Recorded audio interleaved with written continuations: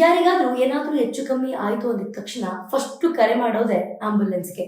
ಬೇಗ ಬರ್ತಾರೆ, ನಮ್ಮವ್ರನ್ನ ಕರ್ಕೊಂಡೋಗಿ ನಮ್ಮ ಜೀವವನ್ನ ಉಳಿಸ್ತಾರೆ ಅಂತ ಅನ್ಕೊಂಡು ಫಸ್ಟ್ ಆಂಬುಲೆನ್ಸಿಗೆ ಕಾಲ್ ಮಾಡ್ತಾರೆ. ಆದ್ರೆ ಈ ಮಧ್ಯಪ್ರದೇಶದ ಛತ್ತರ್ಪುರದಲ್ಲಿ ಈ ಆಂಬುಲೆನ್ಸ್ ಒಳಗಡೆ ರಾಸಲೀಲೆ ನಡೀತಾ ಇದೆ.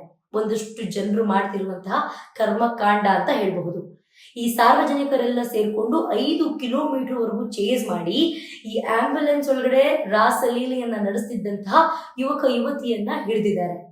ಇದು ಒಂದಷ್ಟು ಜನರು ತಲೆ ತಗ್ಗಿಸುವಂತಹ ಕೆಲಸ ಅಂತಾನೆ ಹೇಳ್ಬಹುದು.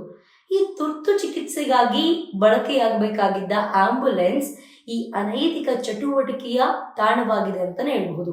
ಇದು ಸಾರ್ವಜನಿಕರ ಆಕ್ರೋಶಕ್ಕೂ ಕೂಡ ಕಾರಣವಾಗಿದೆ. ಆ ಯುವತಿ ಹಾಗೆ ಯುವಕನನ್ನ ಇಬ್ಬರನ್ನು ಆ ಆಂಬುಲೆನ್ಸ್ ಇಂದ ಕೆಳಗಡೆ ಇಳಿಸಿ ಪ್ರಶ್ನೆ ಮೇಲೆ ಪ್ರಶ್ನೆಯನ್ನ ಮಾಡಿದ್ದಾರೆ. ಇದ್ರ ಬಗ್ಗೆ ತಮ್ಮ ಅನಿಸಿಕೆ ಅಭಿಪ್ರಾಯವನ್ನ ಕಮೆಂಟ್ ಸೆಕ್ಷನ್ ಅಲ್ಲಿ ತಿಳಿಸೋದನ್ನ ಮರಿಬೇಡಿ.